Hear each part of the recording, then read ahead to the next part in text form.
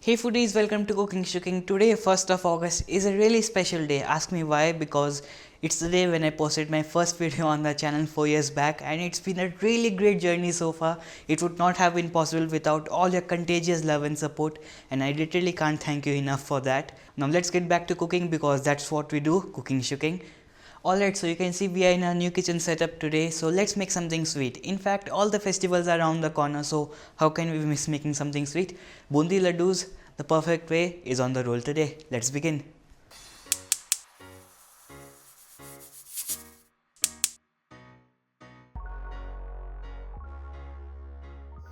So we're going to begin by grabbing a bowl and adding in 1 and 1/4 cup of besan, and we're going to use the thicker variety of besan. You will need to use thicker variety of besan to make the bundis, otherwise the bundis will have a tough time falling from the jhara or our perforated spoon. Alternatively, if you have Bombay besan or thinner besan, you can mix in about 2 tablespoons of semolina into this. I'm going to add in a little bit of food color to this. You can skip this if you want to. So I've added in a little bit of kesar food color. Now I'm going to pour in water to this. So this is 160 grams of besan, which is 1 and 1/4 cups. So we are going to need water about 170 to 180 milliliters of water to make the perfect consistency. Keep in mind the water quantity totally depends upon the besan you are using.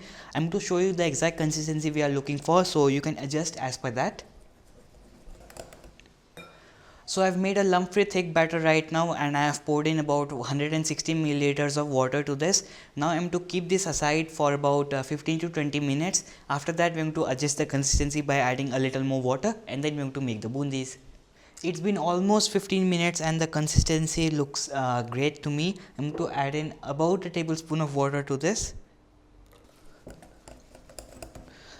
Making bundis or bundi laddus is no rocket science. It's pretty simple but a little tricky here and there.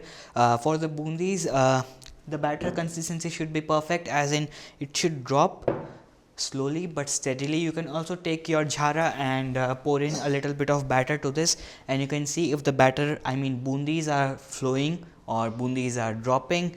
You have to make sure that the bundis are dropping one by one, and if the batter is too thin, then it will flow like anything. If the batter is too thick, then it will drop really slowly. So if the batter is really too thin, then the bundis will come out flat or really huge and not in shape at all. And if the batter is too thick, then the bundis first of all don't really fall easily. If they do, then it will fall with a tail. So it's all easy but a little tricky. So let me make the bundis now because the batter looks perfect to me. Now here I have some ghee which I'm going to heat up to high flame right now. The temperature of ghee also matters a lot. If the temperature of ghee is a little low, then what will happen is the bundis will drop, but they would not come back up and get their shape. So you have to make sure the oil or ghee is hot enough so that once the bundis drop, they capture the shape and then they are cooking inwards. You got that right. The temperature should be a little on the higher side.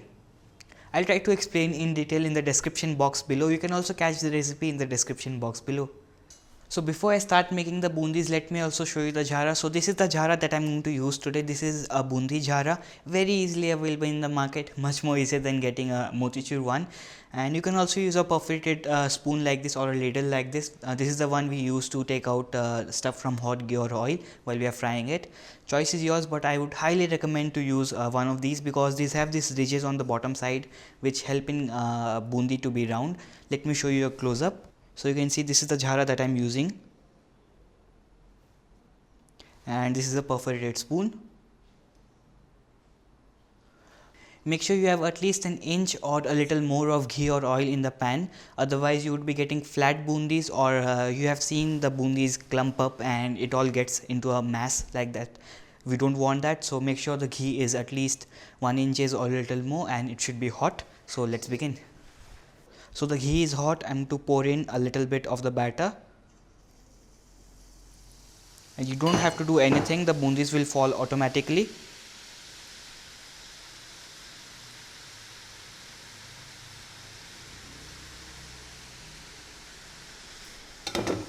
You can see how beautiful bundis we have got, round and perfect.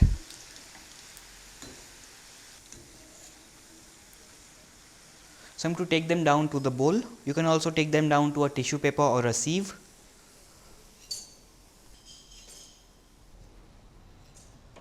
For the next batch, you don't have to wash the jhara, you can just clean it with your hands. I'm to pour the batter.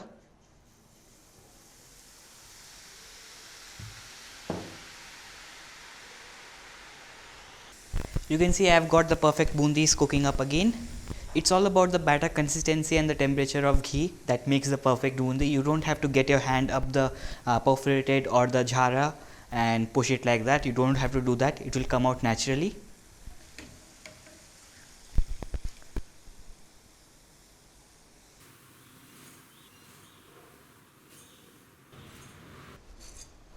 So I have made most of our bundis and I have divided the last portion of the batter into two portions, and I'm to mix in some food color to them, red and green.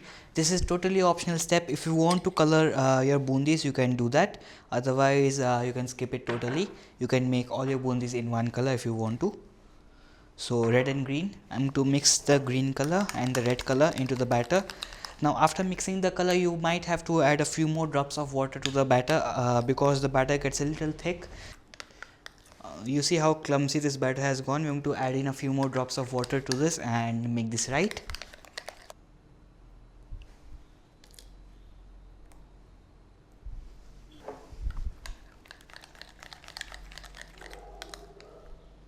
And now we want to pour the batter.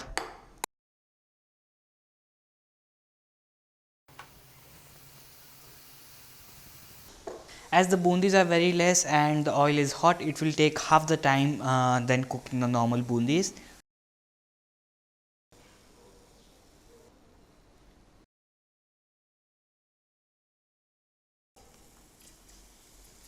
The green ones can really darken a lot, so make sure you take them out in time.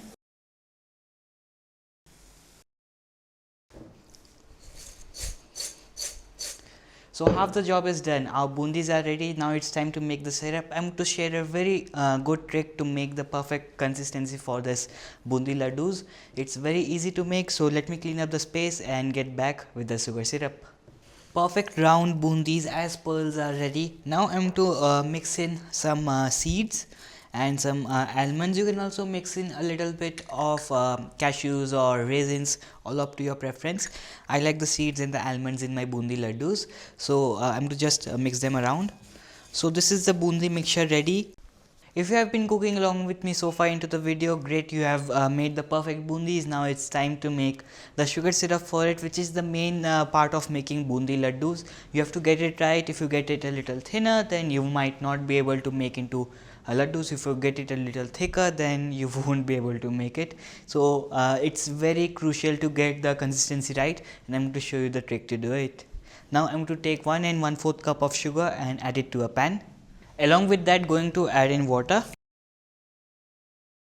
So we have about 280 grams of ready bundis here, and I am taking about 260 grams of sugar.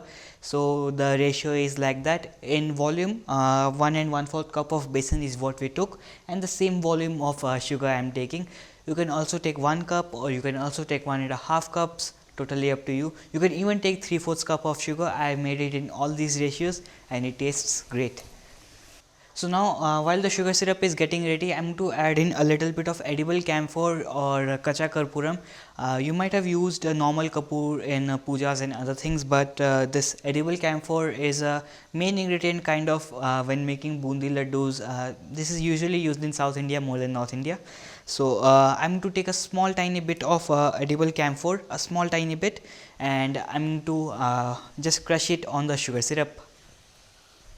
Camphor has a really strong flavor, but when we add it to the sugar syrup, the flavor gets a little milder, but we do get the earthy flavor from the edible camphor.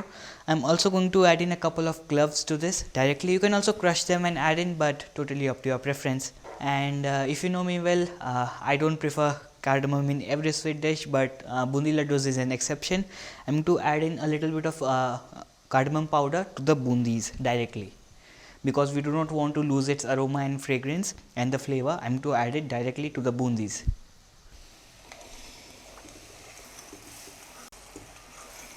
So you can see the sugar syrup is all bubbly right now, and we are kind of there. There are two ways to test the sugar syrup right now. You can either take a bowl and fill it up with water and then pour a few drops of the sugar syrup to the bowl of water, and the sugar syrup should settle at the bottom, and it should not dissolve into the water. And the second way is, I'm going to show you much more easier way. You have to take a little bit of this and pour it, and it will pour in bubbles. Right now when I poured it, it was like a stream of sugar syrup pouring. The consistency should be such that a stream of bubbles pour from the ladle. So you can see the sugar syrup has huge bubbles right now, and if I take a little bit from the sides and pour it, it pours into bubbles. I'm to switch off the flame. The sugar syrup is all ready now, and I'm to pour a tablespoon of water to this, and that should get us to the right consistency we are looking for. So we have attained the right consistency for sugar syrup. I'm to add in all the bundis now. Going to mix this really well. Make sure to mix this bottom to top, otherwise what would happen is the bundis at the bottom will get all sweet and will absorb all the sugar syrup, but the top ones will stay dry. So make sure to stir this continuously bottom to top. See, what really happens is when you make the sugar syrup and you cook it a little extra, the bundis will start getting dry right now itself, and it will all dry up. And right now I have cooked it to the correct consistency, and the bundis are soft, and it's been about 2 or 3 minutes. The bundis are soft and are looking juicy as well, and it has slowly started to settle up. I mean, slowly started to dry. That's the consistency we are looking for. You can see how the bundis are drying up right now, slowly and steadily.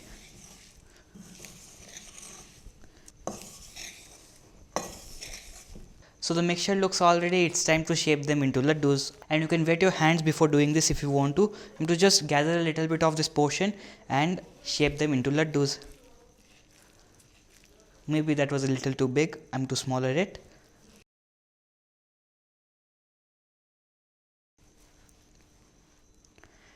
And place it in a plate. Now that you have shaped the bundi laddus, they are ready, but you gotta wait for about 4 to 5 hours before you can take in, because by that time they'll mature. By mature, the flavors will definitely mature, but the bundis will get softer and the laddus will get even more sweeter. So 4 to 5 hours of wait before you can take in, and that's how easy it was to make bundi laddus. So why not try it and let me know how you liked it. Remember to watch more and subscribe. Thank you for watching. Bye. Take care.